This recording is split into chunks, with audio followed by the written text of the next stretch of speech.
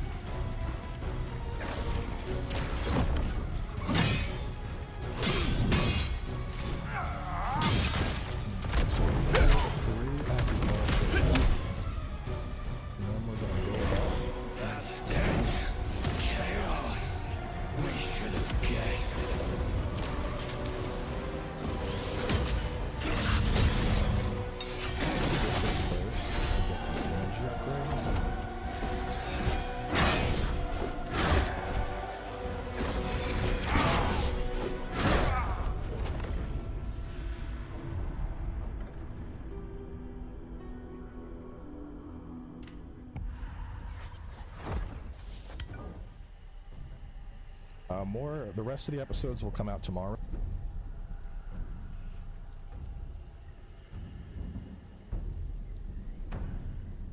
Bad design. I really like it.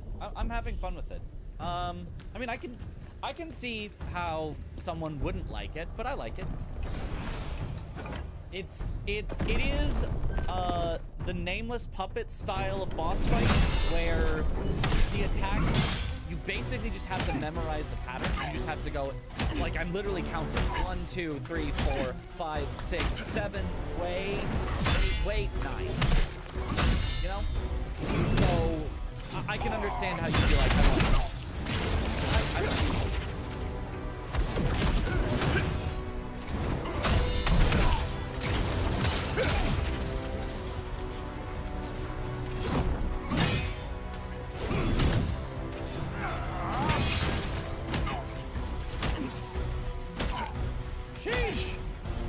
Counters just right.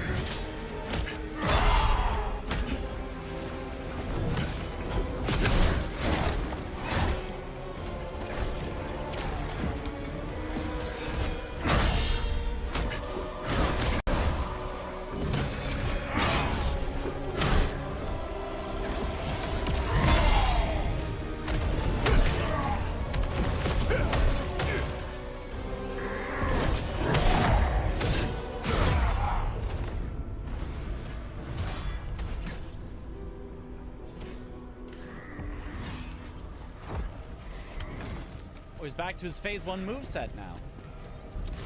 Okay. Yeah. Interesting. So if you like weather his katanas, he can bring out the great swords. Interesting. Running out of stamina blocking some of those long combos in late game. Blocking stamina. Or you level up and have like stats here to make you take less stamina with blocking, for example. So you can kind of counteract. Get slash. You can get the slash. Get the shoulder bash. That's right. I'm full anime. That's right.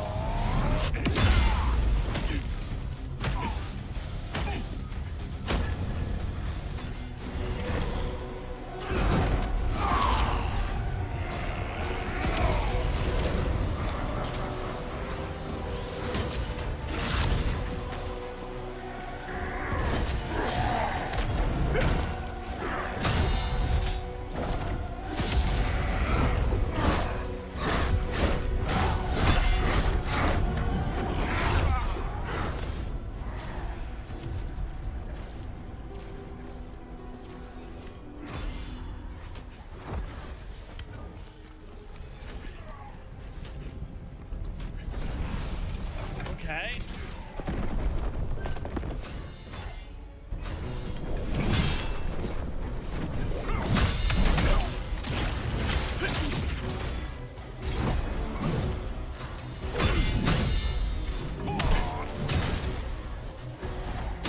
Oh, that's a grab.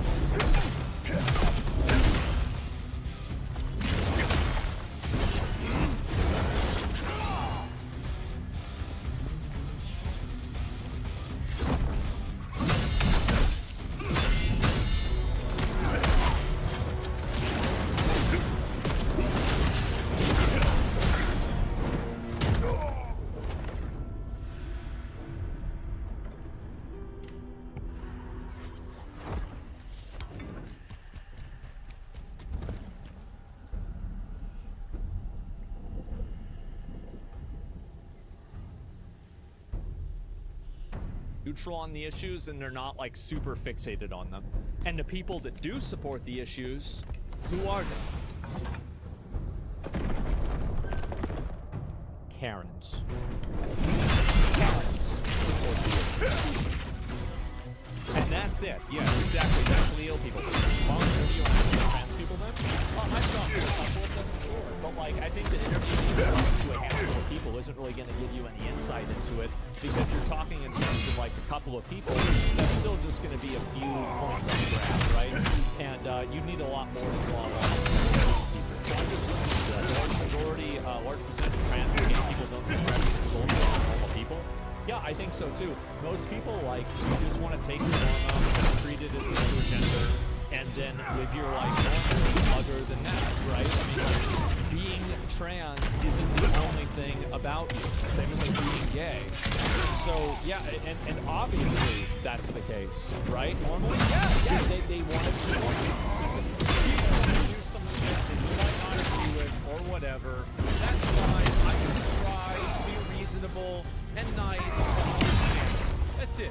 I'm not a big woke guy. I don't want to go around and create friction. If somebody wants to identify as a gender, you're taking the hormones, you're dressing as the other gender, you're acting this way, that's fine. Like I can deal with that. I deal with many other annoying things in my life. This isn't really that bad, okay? So that's the way I see it. And so anyway, also that it's a message is not achievement. No, it's not an achievement at all. Like, it's not something like being trans isn't worthy of praise or not. It's just simply a way that a person identifies. And that's really it. It's really not that complicated. But for some people it is. But anyway, let's go back. I did want to show that because I think it's very, like, the way that he's explaining things, I think is a extremely reasonable way of explaining them. And I think he's doing it in a way that I think finally people are starting to understand. And I'm glad to see that because it's been really bad for a long time. And finally it seems like things are starting to get a little bit less crazy. You can't say that now, let's drop your gay card. Yeah, there you go. And that's an achievement. Yeah, being trans, being straight, just simply a way to do, right? That's it. White dudes and trans do their own version. No, I think it's mainly younger people. I think that it's primarily younger people, and I think that it's something that. I've got to see this. This is so dumb.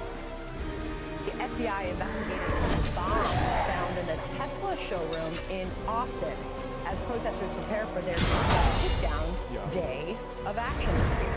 Here's AOC, who she's blaming for the violence against Teslas.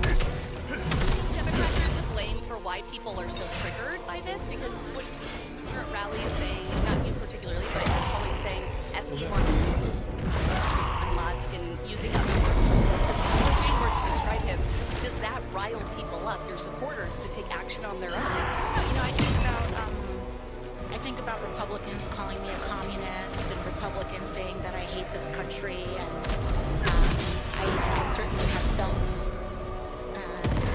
the impact of that. The thing is, that's the problem. But the issue is that why is it so hard to just say it's bad to burn up and blow up somebody's car? It's so easy to say that. Why don't you just fucking say it? Okay, Fox News contributor and author of Califailure, Reversing the Ruin of America's Worst-Run State, Steve Hilton joins us now. We'll get to that book in just a moment. But Steve, what did you think of her remarks there? I mean, they left. So this incendiary devices, people might not have known about this. I didn't talk about this on my stream. In Austin, I live in Austin, Texas. In Austin, people found bombs and like explosives that were at a Tesla showroom here in Austin. I drove by where it is before. Yeah. Some crazy shit happened. It is some crazy ass shit. You should explain that a car in a showroom is not a nobody car. I don't know why would that matter, right? Yo, why? Shut up. Not an opportunity to denounce this violence? AOC is just such a ridiculous caricature of herself now. What is she talking about? It is very evident that the left are pushing this violence. There's no other word. They are. I think that they absolutely are. Whenever people call on attacks on Elon Musk and they say that he's a Nazi and stuff like this, you are absolutely dialing up the temperature and trying to escalate things into violence. That's absolutely 100% what's happening. Like, I don't understand, because it seems very easy. Like, as somebody, because people all the time come and like that, do you denounce, I remember like a couple, do you denounce January 6th? Yeah. Yeah, it was bad. Like, I don't know why they can't do the same thing.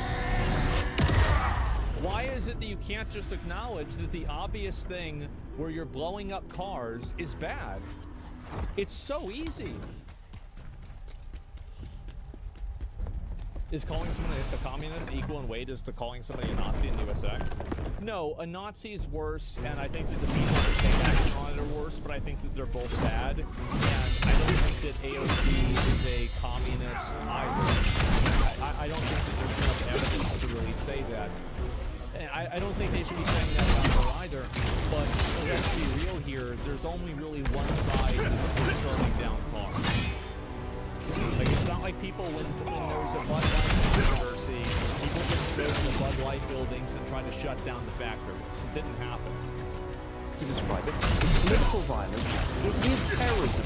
I remember very clearly growing up in the UK, we had regularly, we'd have bombing, little bombs in litter bins on the street, in railway stations, in pubs. It was IRA, the Irish Republican Army. It was a terror campaign. It was designed to influence policy. That's what this is. It was designed to influence policy, and it's even worse than that, because if you look at Elon Musk. Look at this shit. Like, this shit is crazy. Like, this is obviously, like, if you saw this in another place, like, for example, if this was a Proud Boys thing, and they had started lighting up cars because they thought the cars were from Japan, and came against these people, this would be on mainstream news. They'd want the president talking about it all the time. Everybody'd be going out there. Like, it's so very obvious it is one-sided. It is. It's worse than that. Well, the reason why it's worse is that it's vandalism with the goal, right? It's like the difference between manslaughter and murder. So you're right. It definitely is worse. It's not comparable? Well, I mean, nothing's ever directly comparable. But what my point is that when something bad happens, like the Charlottesville, like that, like white supremacy rally thing happened, pretty much everybody agreed that this was bad, right? And it was pretty easy to be like, yeah, this is bad. But the problem is that I think a lot of liberal people refuse to denounce the bad actors in their group. Yeah, even Trump denounced it. Yeah, even Trump did. And he did that right off the bat. So, of course, the group that it's Democrats cars. What do you think? What do you mean? Do you really think you need the proof for that? Like, you really think you need proof for that? Come on, what are you talking about? What are you talking about? Think about it for 2 seconds. Who said that? Yeah, what's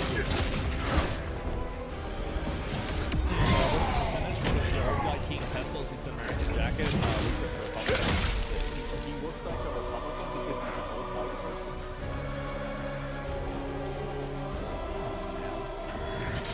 To influence policy, and it's even worse than that, because if you look at Elon Musk, this is one of the greatest entrepreneurs of all time, probably the greatest entrepreneur. He's trying to help his country. And what does this say to any business leader or anyone who wants to get involved with the Trump administration? They're trying to intimidate people. That's why we've got to clamp down on this incredibly hard. It is terrorism, just as President. I think that people shouldn't be defending Elon Musk with this. It has nothing to do with him. And I know that might sound weird to say, but it actually doesn't. It has to do with a very simple policy of, are you going to allow people to weaponize, or to use violence in order to achieve a goal? No, it doesn't matter whether Elon Musk is good or bad. Even if he's bad, he still shouldn't be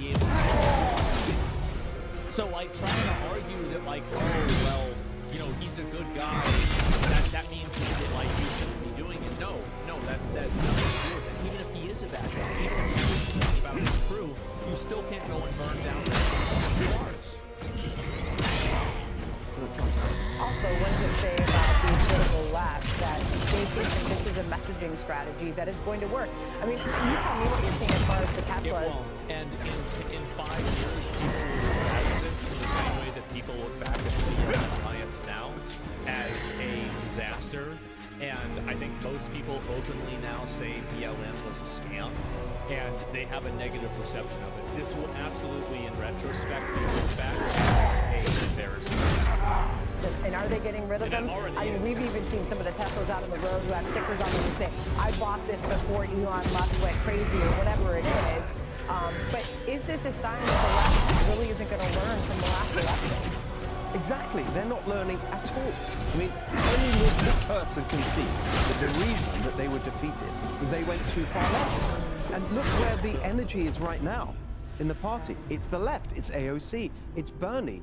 And so it seems to me like they just haven't realized how out of step they are with the American people. All right, you've got... I think that's the problem. Yeah, they're completely, totally fucking off course. Massively off course. This is a psyop. Everything's a psyop. At this awesome book with you. The newly Califailure. released book, Califailure, Reversing the Ruin of America's Worst Run State. What compelled you to write this? Well, it's really a warning to the rest of the country. I live in California. Those of us who live in California, we know how bad it is. But you talk about the Democrats now and where they are. The agenda of AOC and Bernie, which seems to be where they're going, that's what's been implemented in California. That's what we have, the AOC Bernie agenda. And on the back of the book, you can see where it Well, came I think up. it's also these people getting in the way of it. It's like when you're starting to run defense and play the game of like trying to like make it seem like it's not as bad as it is when you're talking about like people that are like burning down random people's cars and being cars.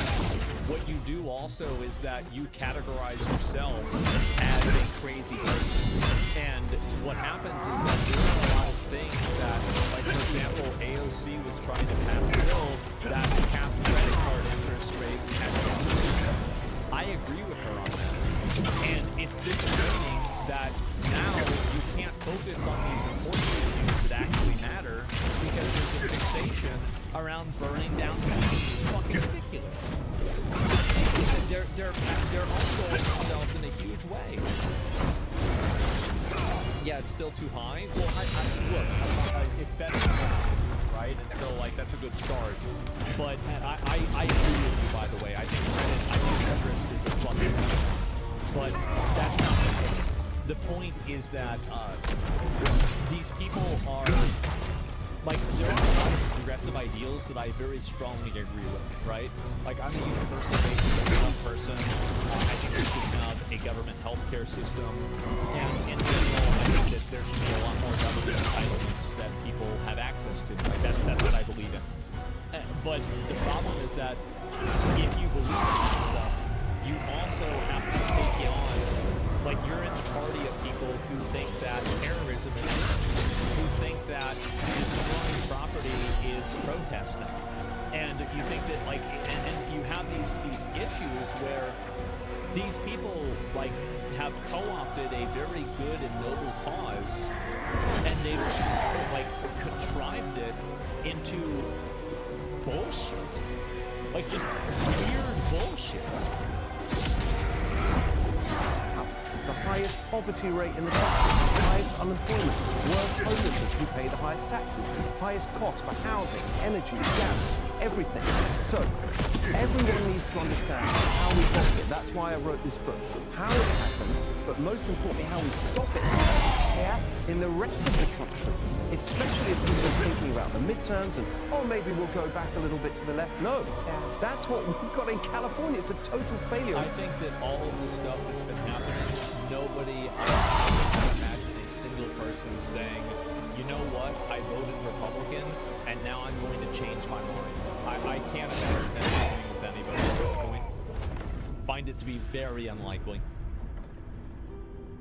You're allowed to believe what you want, though. You aren't guilty by association. That's a child's mentality. Yeah, but that child's mentality is dominating discourse, and that's the problem. Why do we have to join a cult? Why can't we debate ideas? Because the financial apparatus around the cults are benefited when you join a cult. That's the reason why. Every front. I want to play out this sound. Kyle Conforti, California fireman, who says it's hard to think leaders are doing what is best for California based on what's happening. Listen here. It's hard to look at our government structure and think that they're doing what's best for this state. And it hasn't been more evident than with the influx of illegal immigration into this state. Living here, paying your taxes, and watch them give the money that you paid to other people that haven't even bought into the system. It's discouraging. You think it's so obvious, right? I mean, like, I don't understand. Like, it's so fucking obvious. Like, yeah, duh. Like, of course, people are going to be mad if they pay taxes into a system, and then all the money goes to people that aren't even part of the system. How do you possibly think that's good? about the mobility of the rich, right? They don't like what's happening. They can move. They can leave the state. Yeah. Not everybody can do that, Steve. Well, should I tell you what happened? That guy, the reason he's in this special, Failure on Fox Nation, is because it's illustrating the impossibility for regular people to live in California because of the costs. It made more sense for him as a fireman to move his family to Tennessee because it's cheaper to live there and commute to do his job. That's how wild. Crazy it's got. All the taxes, the regulations, that's what we've got to understand. I've known multiple people that have left California because of how high the taxes are. How it happened. That's what Caliphalia does, this book. And as I say, we mustn't let it happen across the rest of the country. Yeah, such a beautiful state, so much opportunity there. Watch the brand new special, Caliphalia, with Steve Hilton. Thanks so much, Steve. It's available now on foxnation.com. We appreciate you being here. We'll watch it and we'll read it as well. I'm Steve Bruce. I'm Brian. The problem, I think, is that, like, you have people that are... But it's kind of like what that guy said. Like, the video that I was watching right here. It's exactly what he said about how nobody is willing to look at the situation fairly, and that nobody wants to give away, and because they're not willing to give away, what they end up doing is they just entrench themselves in positions that are indefensible, and then they totally alienate everybody else. And I think that's what happens the most. Yeah, it's really, really frustrating, man. Like children, yeah. It's like, and it's like, I'll give you some examples, right? Like defending the Tesla attacks or trying to minimize them. Trying to minimize and say that it wasn't a massive that group chat got leaked. That's another example. Trying to act like January 6th wasn't bad. Trying to act like illegal immigration isn't a problem. Taking the side of people that were protesting for, like actually we're destroying property and taking over building college campuses for Palestine, right? These are all perspectives and like positions that nobody, like anybody who's pushing this, in my opinion, has been ideologically captured, and you shouldn't take them very seriously. Because at that point, like this person it's more important to them that they follow the rules of what is acceptable or not. It's more important for them to do that than for them to think for themselves. And that's what they're doing. Yes, they've been compromised. Acting like being anti-Elon is the same thing. Yeah, people can hate Elon Musk, like that's fine. But you can't bring down Tesla because of it, right? I mean, that's really the difference. So, we got a video here.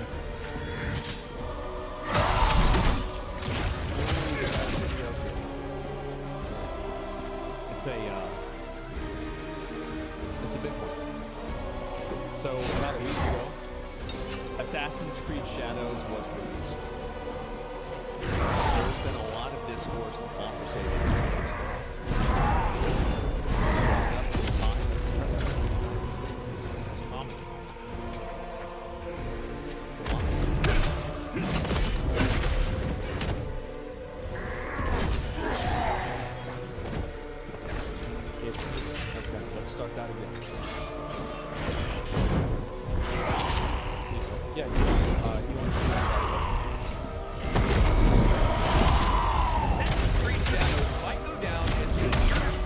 video game industry. This game has been wrapped in controversy, leaks, delays, identity politics, all kinds of issues. And I've never seen a company have so much writing on the line while simultaneously stumbling all over themselves at every given turn. Let's be honest here. Let's be clear about this. Assassin's Creed Shadows decides the fate of Ubisoft. Their future is hanging by a thread, and that thread is Assassin's Creed Shadows. And after playing the game, to be honest with you, that thread isn't very. I'll break down my experience in detail, but let's just say that despite what games media is saying, why does this keep happening? Because people find a fucking video game, and there's some sort of a culture war about the fucking game, and then nobody wants to think about whether the game is good. It's not about, oh, well how much discourse is about Yasuke being black? I played the game a lot. I don't give a fuck about that. Like, yeah, it seems like they obviously did it for, like, CGI, current year reasoning. Sure, yeah, it's fucking weird or whatever. But honestly, I don't really care. It's not really a big deal. But every castle has the same elites that you kill? And they do the same things? And the box is in the same place every time? What the fuck? It is what I like to refer to as aggressively good. It's a Trojan horse of a game. It's very pretty. And when you peel back its exterior, there's really just nothing going on inside. Nothing at all. And I think a lot of people really expected that to happen. They saw that happen. But to be honest with you, contrary to popular belief, I wanted Assassin's Creed to be good. I want Ubisoft to be good. I want this company in the game to succeed because I've enjoyed it in the past. But I just haven't been able to get into it or play it because of what they've done with it. And Ubisoft has mismanaged themselves into a contract. And I don't think that they've compromised. They've changed too many things. Their games have lost any real sense of identity. Guiding principles of the game's power. That's the problem. Nothing that's unique or special about this game at all. It's just like, okay, there it is. You're gonna do this thing. There's this, like, below average story, and after that, you have to, like, do all these objectives on the map and then do these things. Used to be so good? Well, remember what I said before about how, like, one of the reasons why I stopped playing WoW is because I felt like every expansion and patch after Legion, like BFA, Shadowlands, Dragonflight, I just felt like I was playing Legion and again and again. And that's the way that I feel like with a lot of these modern games. I've already... No! Make it stop!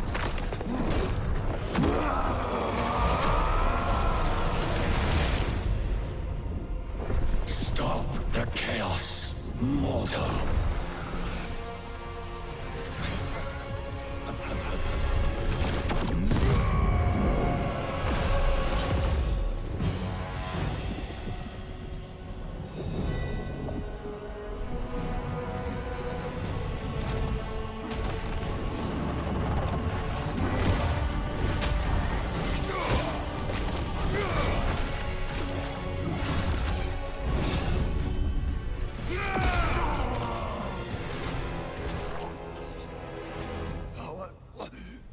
Why is it failing me? No, it cannot be. His soul obliterated. That's supposed to be impossible. Can chaos really be this powerful? Why is that so hard to believe? Souls do not disappear. Whether the body lives or dies, the soul is immortal. The souls of the dead always return to the netherworld. This has always been the natural way of things. The never-ending flow of souls. The cycle of life and death. that is the balance of the universe. But that balance has been disrupted. With fewer returning souls, the netherworld has fallen into disorder. Foul chaos. Is that the cause of the disorder? It distorts everything it touches. But this, the obliteration of immortal souls, this is the worst thing imaginable. This chaos, we need to find its source.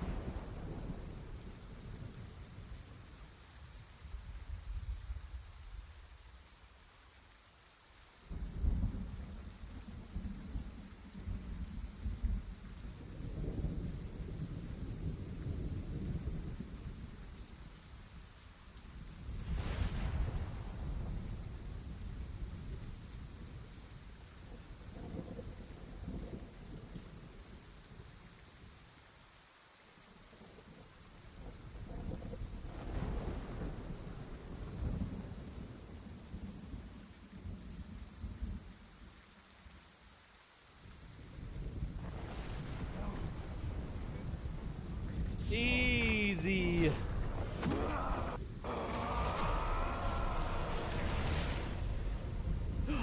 Stop the chaos, mortal.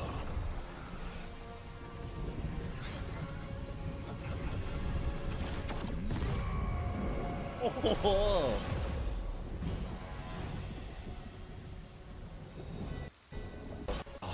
Please, no.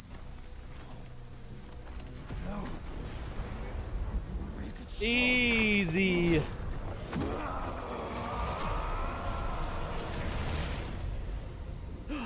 Stop the chaos, mortal.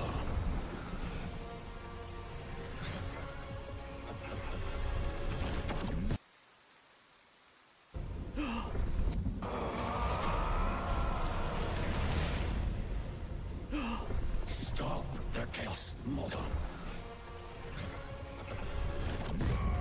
Oh. Okay.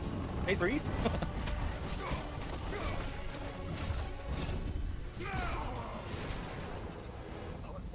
Why is it failing me? Oh. No, it can't be. Cannot be. No, Oh. it can't be. Cannot be. It's all obliterated.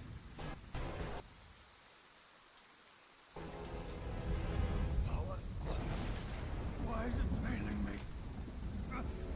Oh. No, it can't be. Cannot be. It's all obliterated. Nice bugs. Possibly impossible. Can chaos really be this powerful?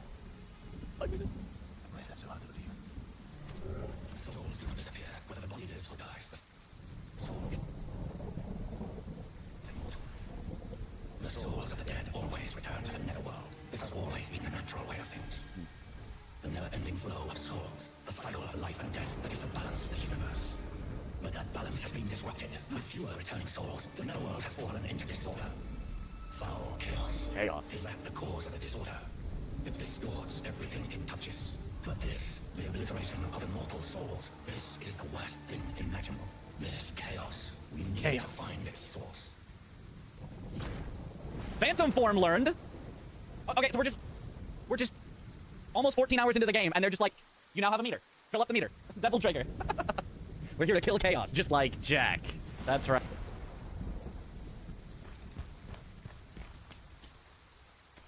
Maluca turning into that creature of chaos. Such a horrible thing to see. Think. What could have... There was a place he... El Ravica. That was it. We must go to the... You know the way? Yes, it's...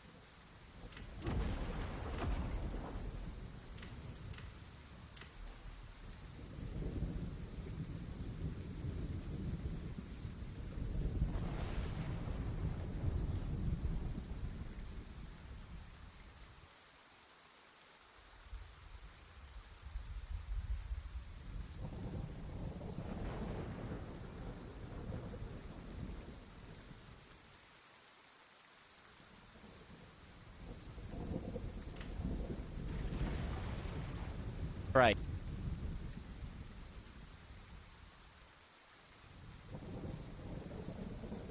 And it's one that great sword. Moving on from there, let's talk about the Chaos Ridden set. Now this one we actually get pretty early. We get it from Maluca. He is like the 6th or 7th boss, but it is a very defensive oriented set, and it's one that I'm a pretty big fan of. So this set gives us basically static regen on Brink Guard, which does not fall off that last. So if you like Brink Guard somebody and then you're just exploring, your health is slowly going up, which is very nice. Multiple Brink Guards can get us a damage increase, and that damage increase is going to last for 10 seconds. It's going to go up to 20%. We're getting extra spirit accumulation on the Brink Guards. We're getting spirit skill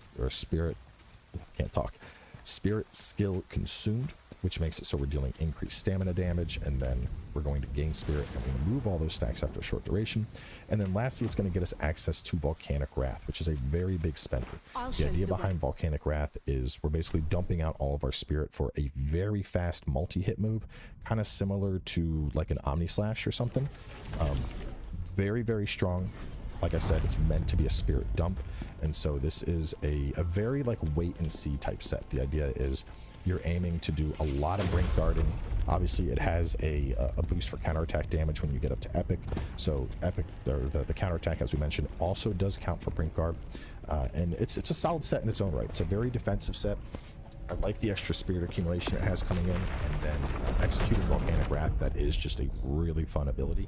So if you want a more defensive style of play, I think this is certainly a really good choice. And early on, I think it's going to be one of the better greatsword sets to get, especially if you are playing a counter style of play focusing around that Brink Guard. And moving on from there, the other greatsword sets aren't terrible. Personally, I just don't think they are as good as these three. I think these are like the 3 best in slots. But regardless, let's talk about the other ones. Going on to another late game one, the Fugitive Mage set. This one you get from a boss that is fairly late game. And this is another set that is very counter type based. So we have charged attack damage increase, guard stamina damage decrease. Armor Breaker is going to deal additional stamina damage anytime you Brink Guard, and then you gain more stamina damage. Heart Piercer gets a damage increase. Brink Guard increases our damage by 15% for 5 seconds. And then lastly, we do Heart Piercer Fury. So just to really drive home the comparison, where Chaos Ridden is all of that Brink Guarding to build up our spirit and then dump it on out on Volcanic Wrath. The comparison to Fugitive Mage set is going to be very counterattack focused. So not just Brink Guarding, but looking to Brink Guard and constantly follow up with the Armor Breakers and the Stamina Piercers. So it is a very fun set. This is also a lightweight set as well. I'm going to go ahead and equip the skill to show it off real fast. The skill is very expensive, just to talk about the skill real fast. This is a 5-cost spirit skill. In terms of the damage potential, though, it is one of the strongest skills that we have access to. At least, as you can see, almost like that thing's entirely fire. Just to put things in perspective, like fully charged heavy, the Khazan set was around 30,000. that was around 36.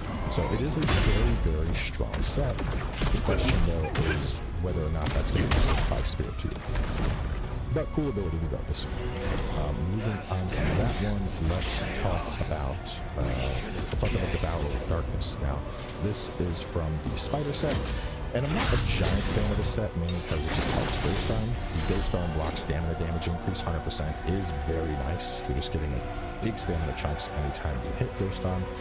And then we get Ghost Arm Power, which is just going to be an upgrade to the move. We will get back some poison the enemy, which is pretty nice. But honestly, I'm just not that big a fan of Ghost Arm. You know, maybe in a different life it would have vied better, but I just don't personally think it's all that good. The special here in Mad Dash it's okay. You know, it doesn't seem as impactful as Scorching Earth or his Maluca, but it's still a decent set in its own right, and considering how you get it, it's a decent choice to use at that point. But I think it's outclassed sets for sure. And then the last dedicated greatsword set to talk about is going to be the Neglected Greatsword. This is part of the Ashen Wolf set, one of the very first sets we can get. And this one, honestly, it's really hard to recall. You know, we're getting dodge, stamina, cost decrease, health recovery, composed, which is where our stamina is above 50%. We get extra netherworld energy, blow, I guess more healing, and then a 15% to potent blow. But this is going to give us an upgrade to Titanic Descent, and personally, I just don't really think it's... What is happening, y'all? Cowboy here, and welcome to my greatsword guide for the first Berserker Khazan. Now, the greatsword is a absolutely phenomenal weapon in this game, and it's the weapon I chose for my playthrough. I'm about 60 hours played with the greatsword at this point. And while it does start off feeling rather slow, it actually opens up a lot when you grab the right skills. It is very aggressive, has very strong stagger capability, and it's just like absolute delight to play. So either way, I wanted to do a video breaking down basically everything I've learned playing greatsword, share with you my ideal setup for greatsword, talk about the greatsword sets, all that stuff. So we're going to be going through the full greatsword skill tree here. I'll be talking about what I would consider to be the most important skills, and then doing a full overview of basically everything in the tree and my recommendations surrounding it. We're also going to be taking a look at the various greatsword sets and making recommendations for what sets are most powerful, along with discussing the various set bonuses. So there will be some minor spoilers there, since you're going to see sets from various bosses, but we're not going to be going out and fighting bosses or anything. We're actually training them right now. So the biggest spoilers are going to be, you know, armor names and what stuff looks like, basically. Let's jump in. And the first thing I want to talk about are 4 skills for greatsword. You know, there are a couple skills that I would consider absolutely necessary for greatsword, and you can actually get all of these pretty early. The first is going to be Savage Momentum. The second, Phantom Knight's Veil. The third, Heavy Pressure. Fifth, Combat Cadence. And then lastly, Furious Swipe. Now let's talk about each of these skills and then expand on why. First up, Savage Momentum is effectively going to just replace our swift attacks. The only time you're really going to do a regular light attack after getting this is if you're trying to kill like a wolf or a basic soldier. This is our opener. This allows us to chain into all of our other abilities, and it is a absolute core move, you know, one of those don't leave home without it type of things. Phantom Knight's Veil is going to be our best ability by far. Now the damage on this is respectable, but it's not really what we're going to be using it for. The real advantage of this is when we put this up, we're going to get a buff.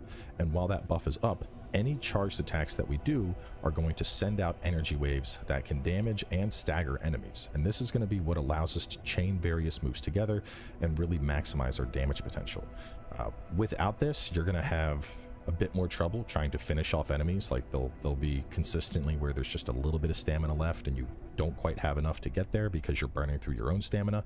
And this closes that gap in a really big way.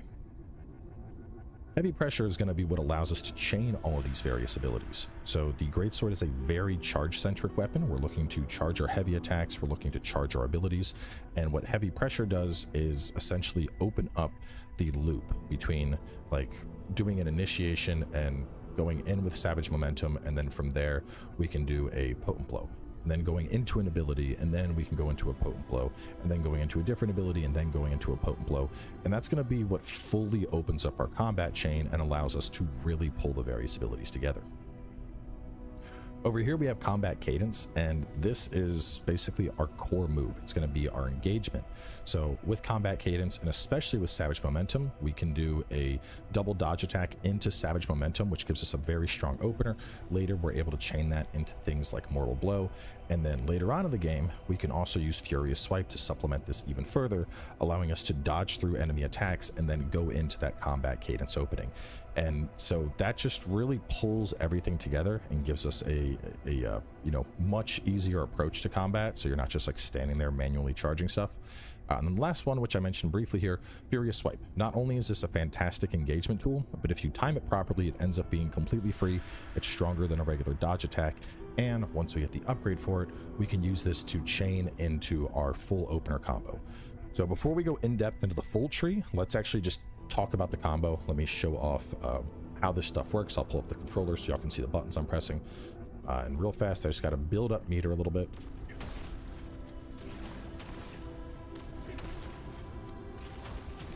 Want to get up to about 5.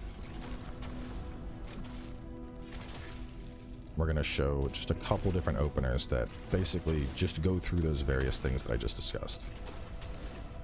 So the first would be a regular opener, and what I'm going to do is I'm going to dodge R1 and then hold R1, and then from there I can go into the mortal blow, and then from there into the charge attack. Instead, if I was trying to dodge an attack, the boss is getting ready, I can do the same thing, but I open with my furious swipe. So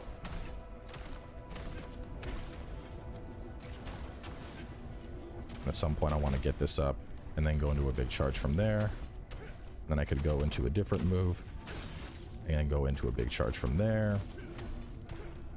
And you can kind of see how this stuff is weaving together. And so what we're really doing is aiming to throw out a potent blow after pretty much every skill. And this is going to expend a... the...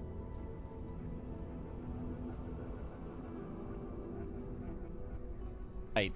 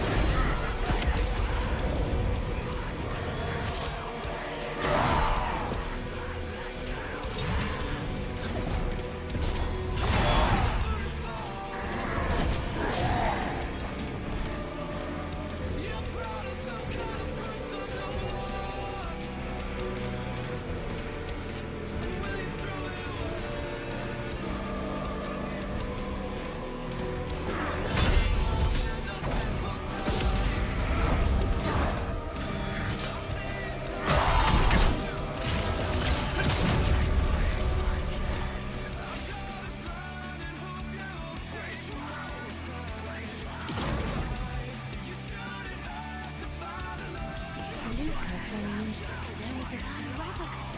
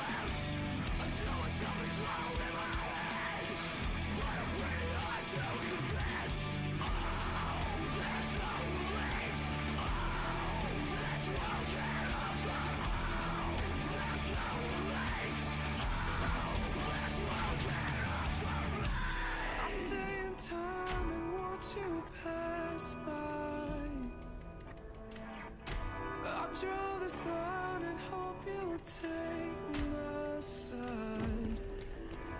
You shouldn't have to fight alone. It's nobody's battle but your own.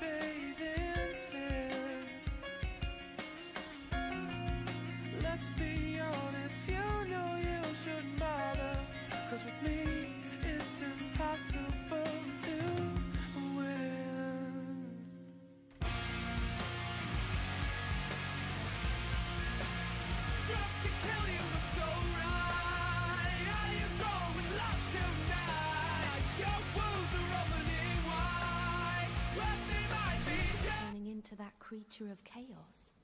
Such a horrible thing to see. But I know he wasn't always that thing. He was good once. Something must have happened to him. Yeah, the chaos happened to him. Think, what could have changed him? There was a place he began visiting. What was its name? El Ravaka.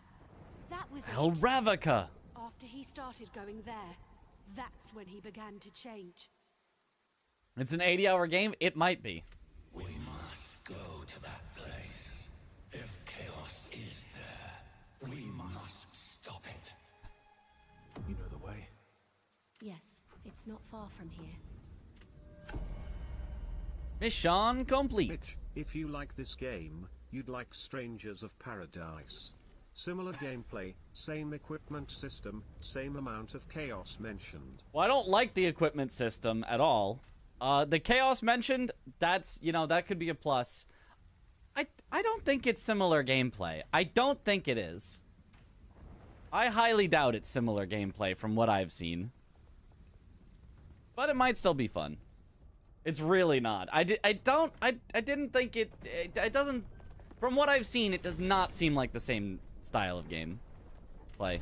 Like, similar-ish. Still, it's fun. Right, I don't doubt that it's still fun. I don't think it's that similar to this. Probably.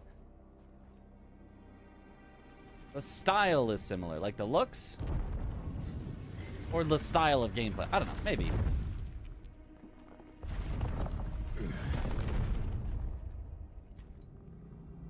It's the crevice. The look. Okay, yeah.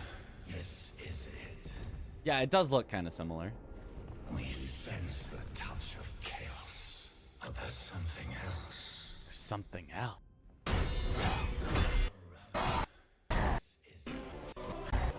Oh. Okay.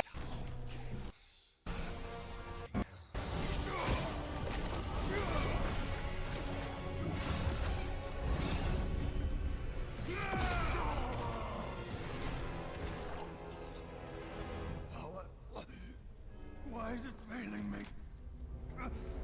Oh. No, it cannot be. Cannot be. His soul obliterated. Nice bugs? Be impossible. Can chaos really be this powerful? Bugs are just... Why is that so hard to believe? Souls do not disappear. Whether the body lives or dies, the soul is immortal. The souls of the dead always return to the netherworld. This has always been the natural way of things. The never-ending flow of souls. The cycle of life and death that is the balance of the universe. But that balance has been disrupted.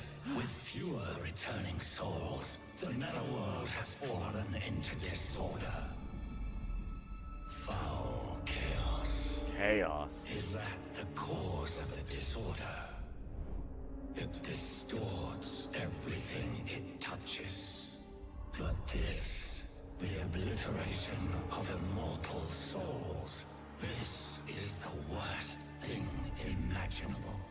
This chaos. We need to find its source. Phantom form learned. Okay, so we're just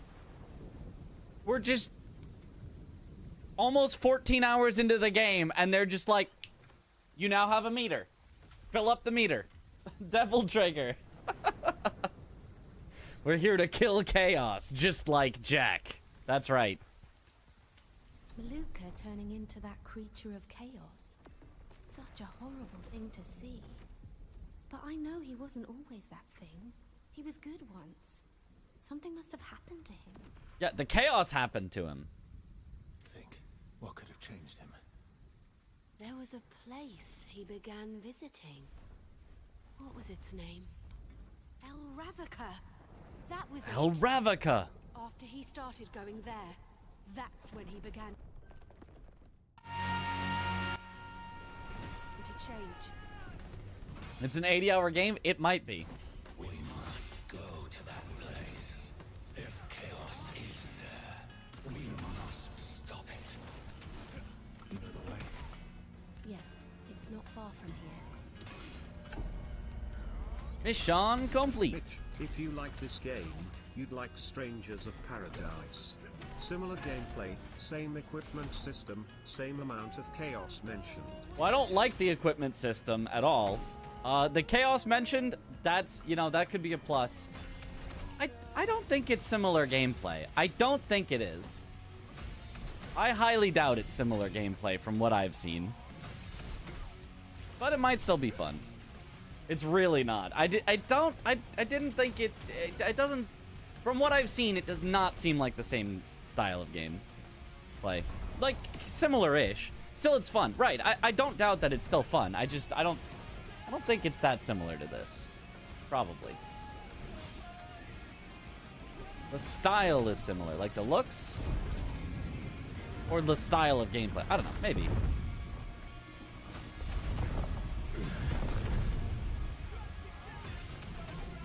It's the crevice.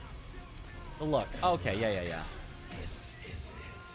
Yeah, it does look kind of similar. We sense the touch of chaos, but there's something else. Something else.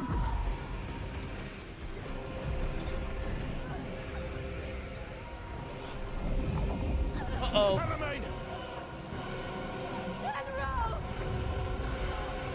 Oh, don't turn her into a boss that I have to fight. Not my ally. Also, I like how my armor is just spider eggs. Just have spider eggs everywhere. El Ravnica.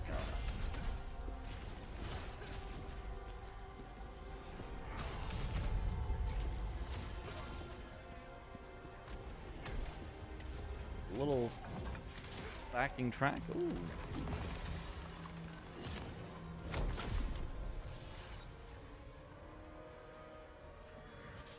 Ooh.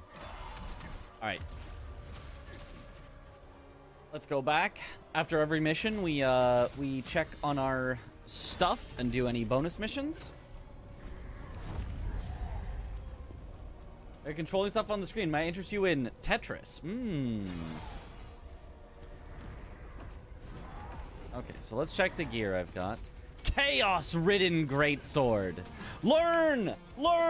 Volcanic Wrath. Brink Guard. Gain regeneration. Max 5 stacks. What is regeneration?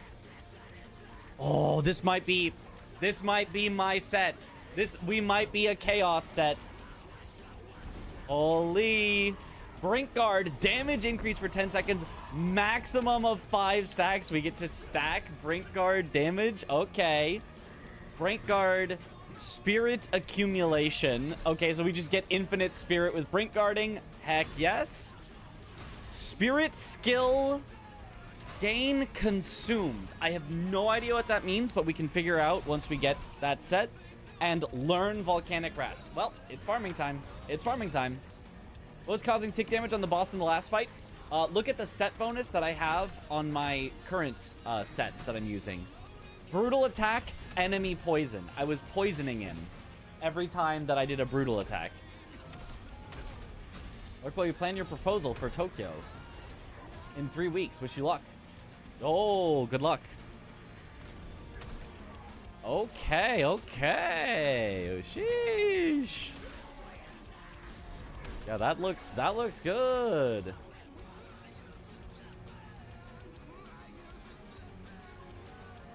Okay, so how much do I currently have? Probably just that.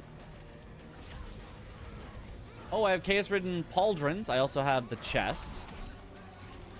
Strange that it's not epic, but that's fine.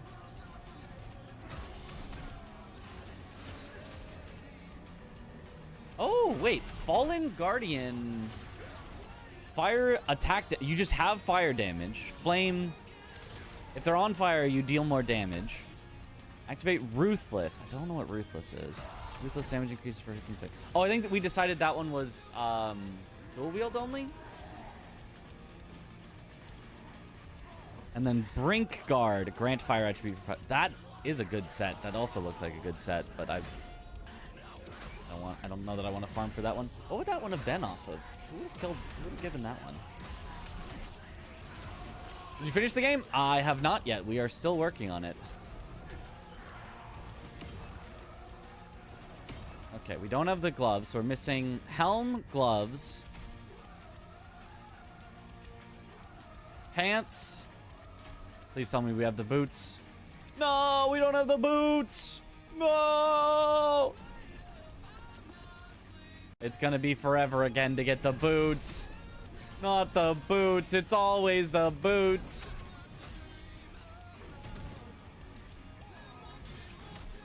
So yeah, all we have currently is the weapon and the chest.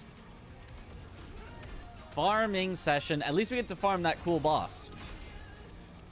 Because I want to learn what Volcanic Wrath is.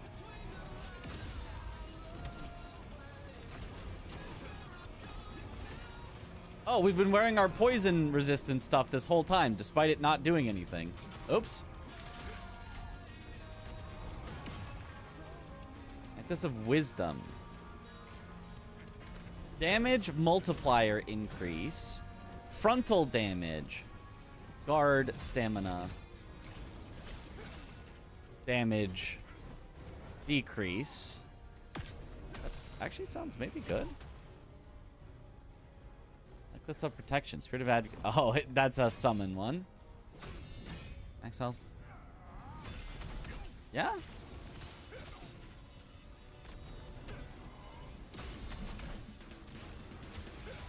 And then if I can get the ring as well, then I'll get Brink Guard Spirit Accumulation.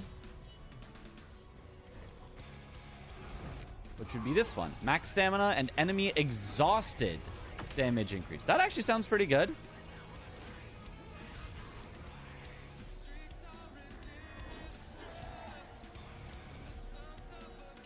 Unless I have like an anti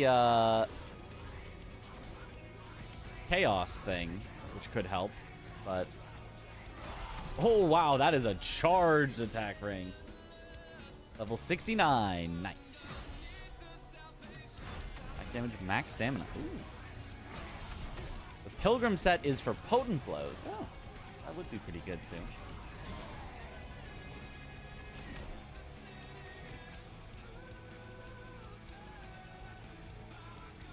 Anyway, I think we equip those two, and then we, if we have the sword that goes with it, which we do,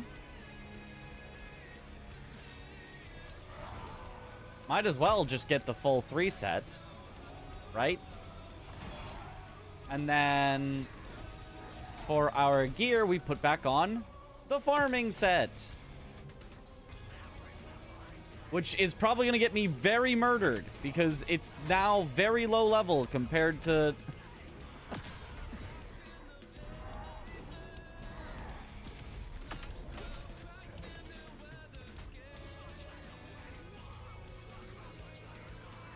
compared to what we had. So, but we could level it up though. We could destroy stuff to level up the farming set because the farming set is always going to be useful.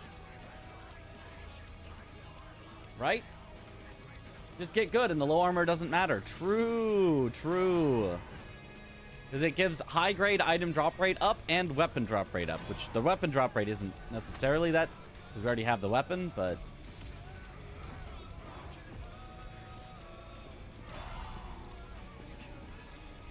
Game came out last night. Yeah, last morning for me, I guess. A day and a half ago, it came out, basically. Chaos. But deluxe edition, early access, advanced access is what they call it. Bonus mission. That dragon scar. It's his mark, is it not? It is. See how it points towards the nameless Khazan, the dragon inside, because of the strange cries coming from perhaps. Chaos. hearing those cries for quite some time now. A visit there might be worthwhile, don't you think? Could be a rogue dragonkin. Rogue dragonkin. You started this, so it's only right you did. Okay.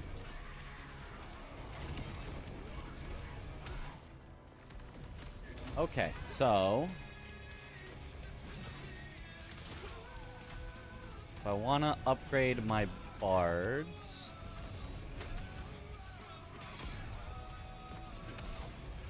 is level 54, and everything else is like the same level.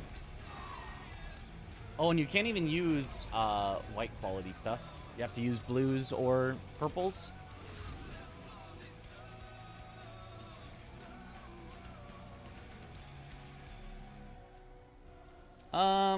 Yeah, I don't need Butcher's Helm. I feel like I get enough of those. Do it. Who needs Deep Shadow Helm? I don't even know what that does. Who needs Nomad's Helm? Plague resistance? Critical. 50% ready. Oh, this is it's RTSR and BTSR in one. When your health is low, you take 50% less damage. And you deal 30% more. You take 30% less, deal 30% more, something like that.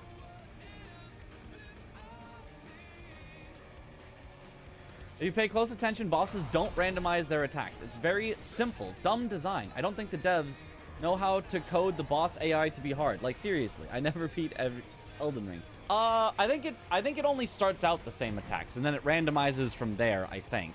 I don't think the entire fight is entirely scripted. It's just like, it is a, like, systematic way that they choose their attacks, and they always start with the same one. Just fought Viper. This is the easiest Souls game because I'm good, never beat Elden Ring or any Souls game. It doesn't feel like it's too hard, but it's heavy scripted. It does feel like at least the first several attacks of each phase are pretty scripted. And if you can get them to the next phase before you get out of the scripted attacks at the start, then yeah, I could see it being fully scripted. I'll keep Nomad's Helm. I don't need this.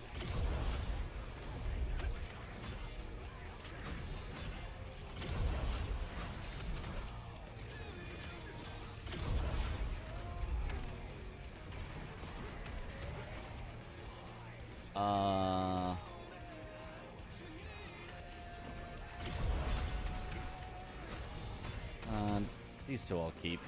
They're both kind of at least reasonable.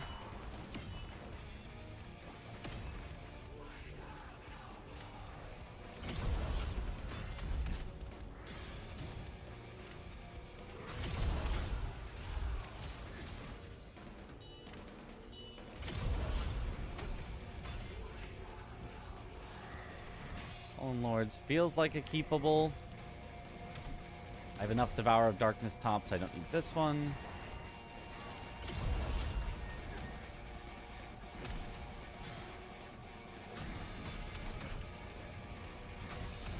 I don't need this Bard's top because I have my epic one.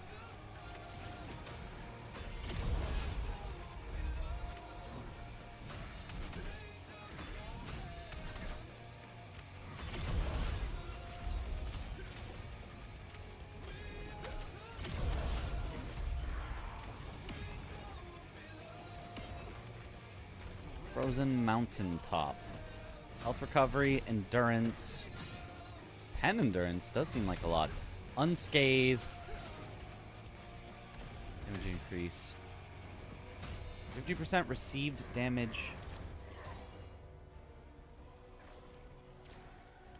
Decrease. I don't understand that. Unscathed. So if you haven't been hurt, 50% received damage decrease 100%. I guess it's just saying 100% of the time you take 50% less damage. So it's Ritual Sword and it's Ritual Shield. Because if you're unscathed, you also get 30% damage taken, or 30% damage done increase.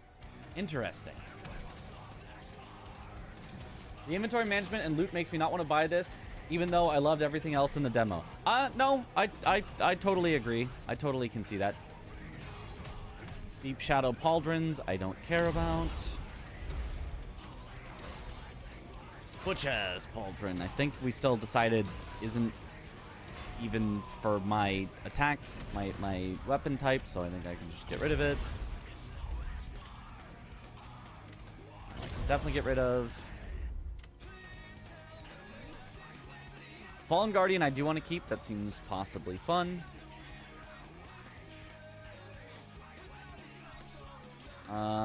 Wanderers seems pretty eh. And then obviously we keep Chaos Written.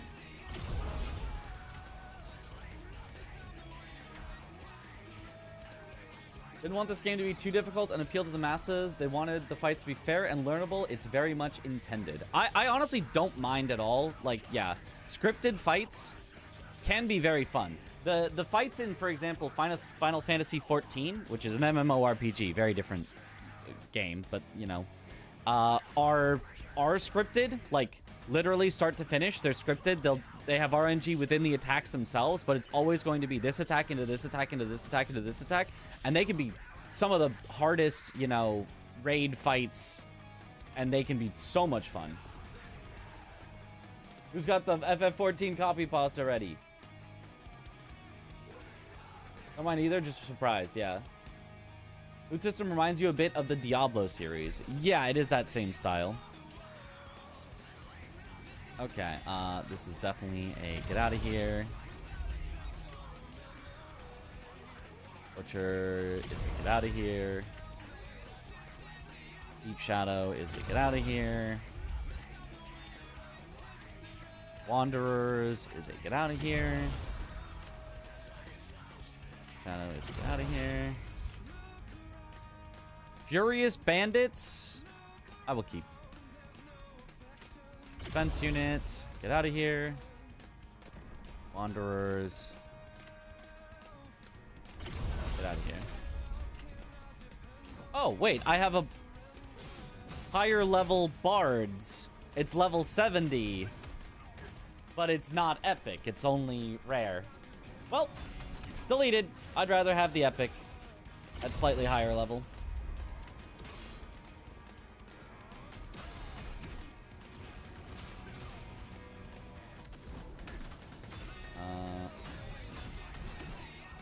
My highest Devourer of Darkness. Critical, defense, or receive damage. Definitely receive damage decrease is the better one. That's how much easier Viper's second form was compared to the first. Really? I thought the first was way easier. Way easier. Or the critically acclaimed MMORPG Final Fantasy XIV. Critically acclaimed MMORPG Final Fantasy XIV. With an expanded free trial which you can play through the entirety of A Realm Reborn and the award. Oh, wow, really? And thrilling Stormblood expansions up to level 70 for free with no restrictions on playtime. Wow, that's incredible.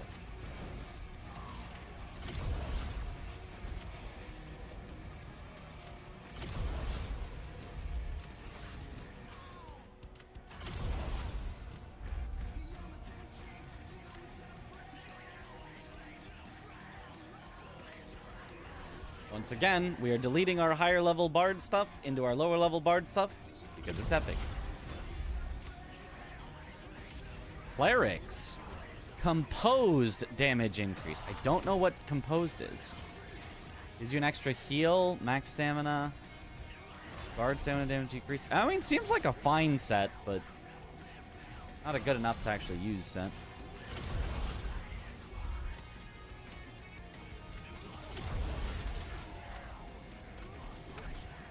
Nomads out of here. Nomads are higher level bards out of here.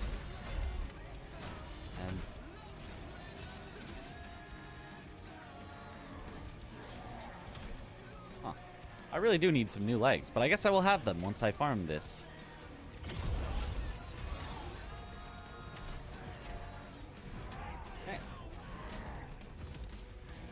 be like, wow, cool, banned. We heard this even better MMORPG called Ragnarok Online. Not the Ragnarok.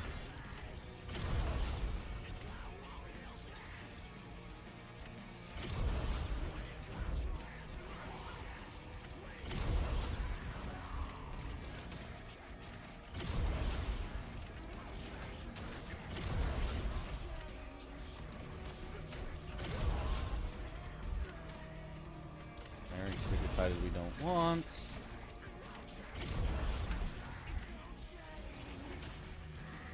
Deep Shadow we decided we don't want.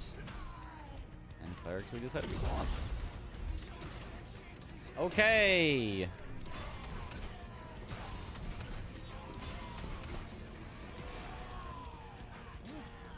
That's weird.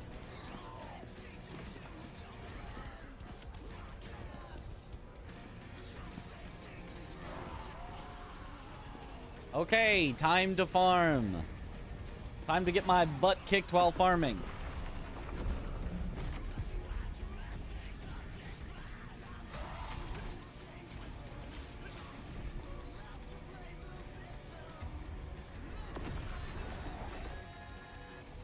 Played Elden Ring because the Blade Ghost is voiced by Margit. Margit Morgott, yep. He's in every Souls-like now. Ooh. Nice looking sword. Okay, now I just gotta learn the boss flawlessly.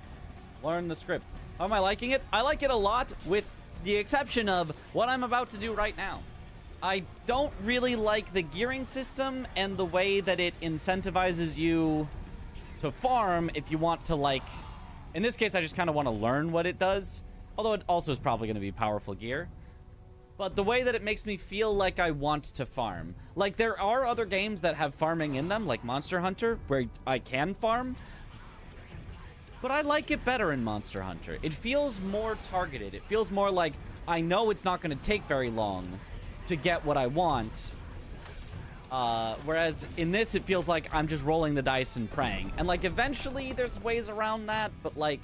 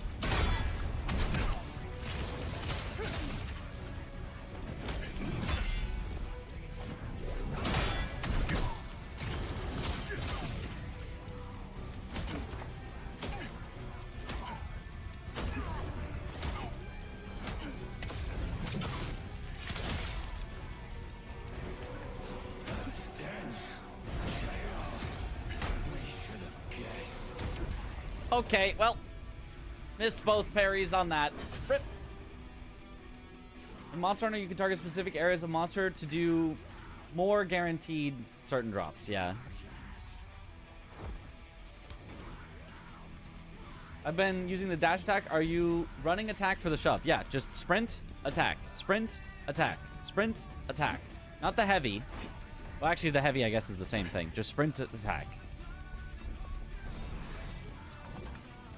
These shoulder bashes are so goofy, just bullying the guy. Yep.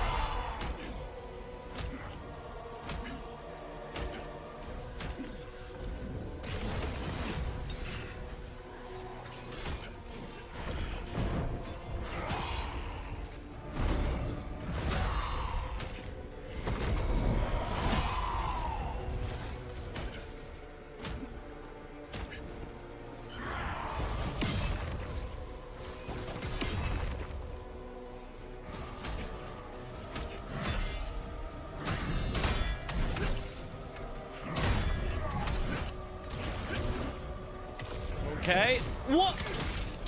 Did he just remove the repostable on himself?